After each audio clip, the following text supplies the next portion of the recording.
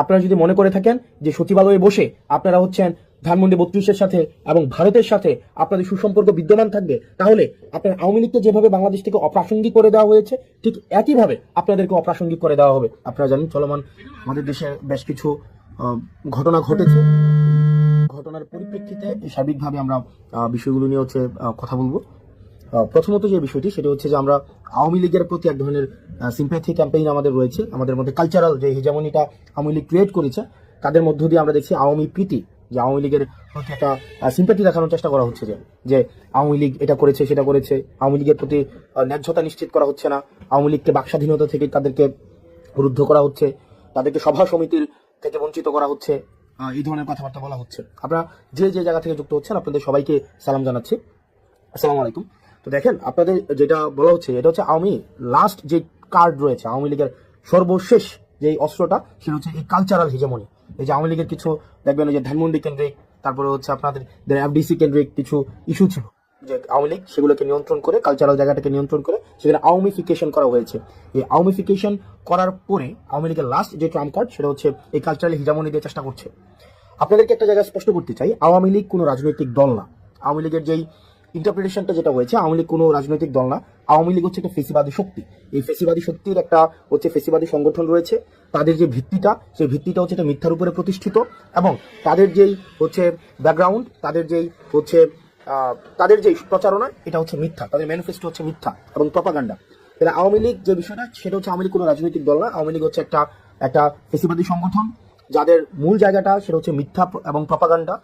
এই মিথ্যা এবং প্রপাগান্ডার উপরে তাদেরকে সাপোর্ট দেওয়ার মতো একটা অভিজাততন্ত্র রয়েছে, একটা অভিজাততন্ত্র বা অলিগার্ক শ্রেণী। এই অলিগার্ক শ্রেণীটাই হচ্ছে আওয়ামী লীগকে কিন্তু এতদিন পৃষ্ঠপোষকতা দিয়েছে, এবং এই অলিগার্ক শ্রেণীর সাথে আওয়ামী লীগের একটা রিসিপ্রোক্যাল সম্পর্ক ছিল, যে আওয়ামী লীগ তাদেরকে ফেসিলিটেট করেছে।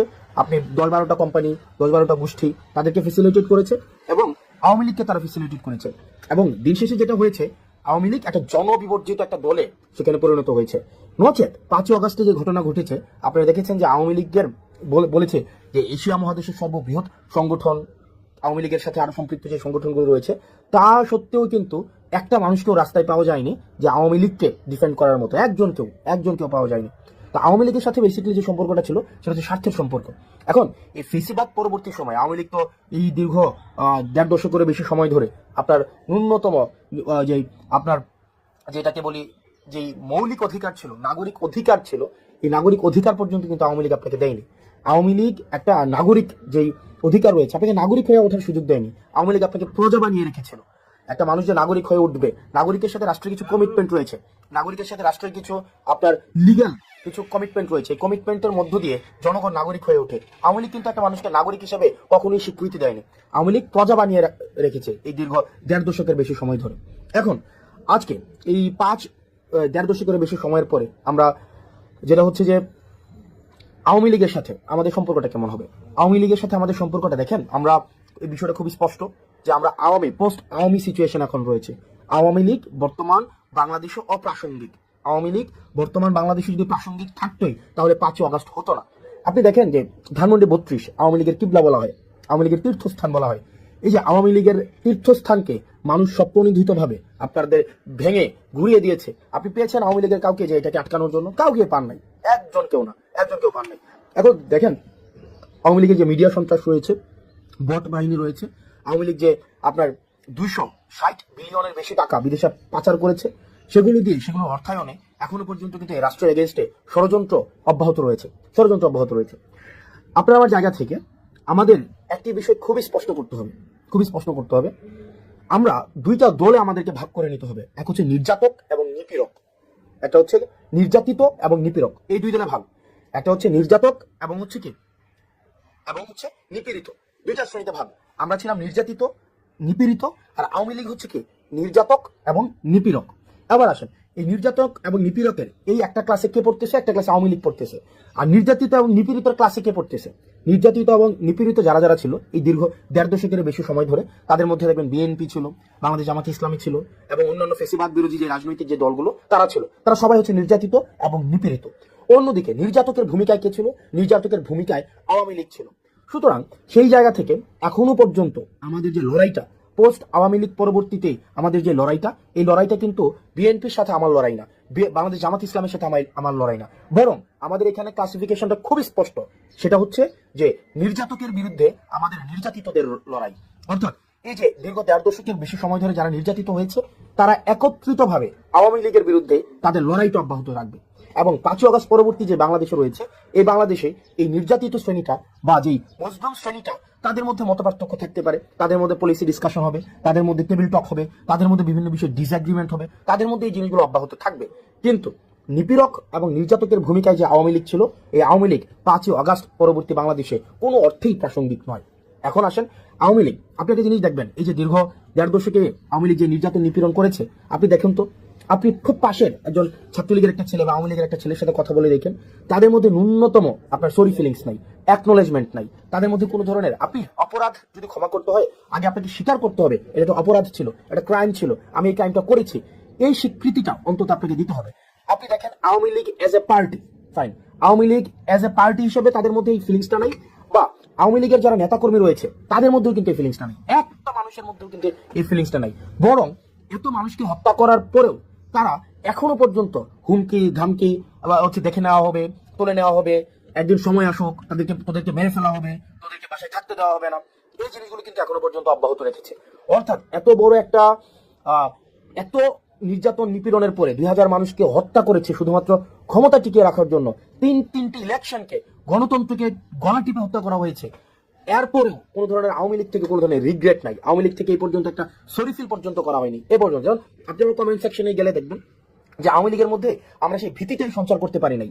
যেমন দেখেন আপনি জাস্ট 5ই আগস্ট পূর্ববর্তী সময় দেখেন, একটা কমেন্ট করার সময় আমাদের কি পরিমাণ চিন্তা করতে হতো, কমেন্ট দেখে দেখে বাসা থেকে তুলে নিয়ে যাওয়া হতো।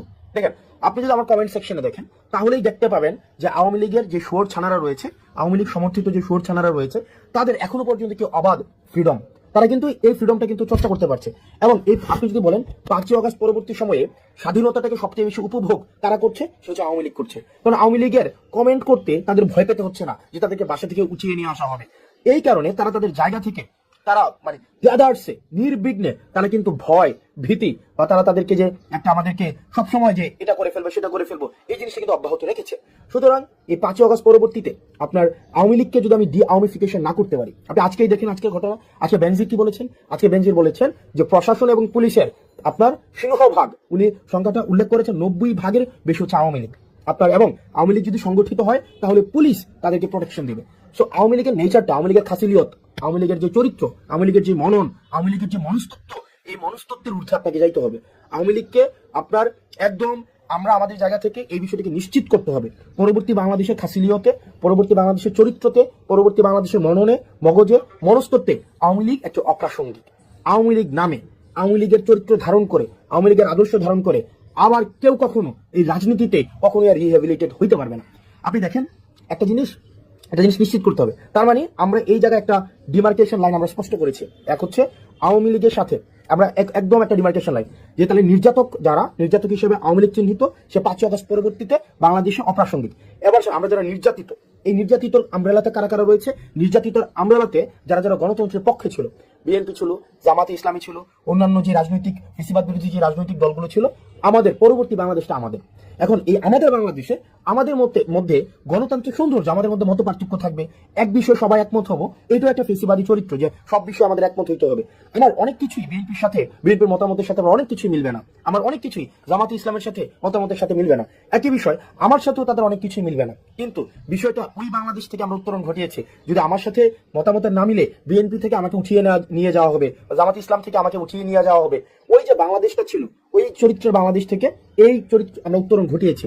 পরবর্তী বাংলাদেশটা, এই বাংলাদেশটা আমাদের, আমরা যারা গণতন্ত্রের শক্তি ছিলাম, আমরা যারা এই ফেসিবাদকে উৎখাত করেছি, এই বাংলাদেশটা আমাদের। এই আমাদের বাংলাদেশে আমরা সচেতন থাকতে হবে, আমাদের রাষ্ট্রীয় সম্পদগুলো আমাদের, এই মানুষগুলো আমাদের। আমরা আমাদের জায়গা থেকে এই ভারত বিরোধী আগ্রাসন এবং এই ডি আওয়ামিফিকেশনে আমাদের গুরুত্ব থাকবে। আমরা ভারত বিরোধী আগ্রাসনের আমরা আর কোনোভাবে বাংলাদেশে একটা সেফ হাউস হইতে দিব না, এবং আওয়ামিফিকেশনের আর বাংলাদেশে কোনো ধরনের আর সুযোগ থাকবে না।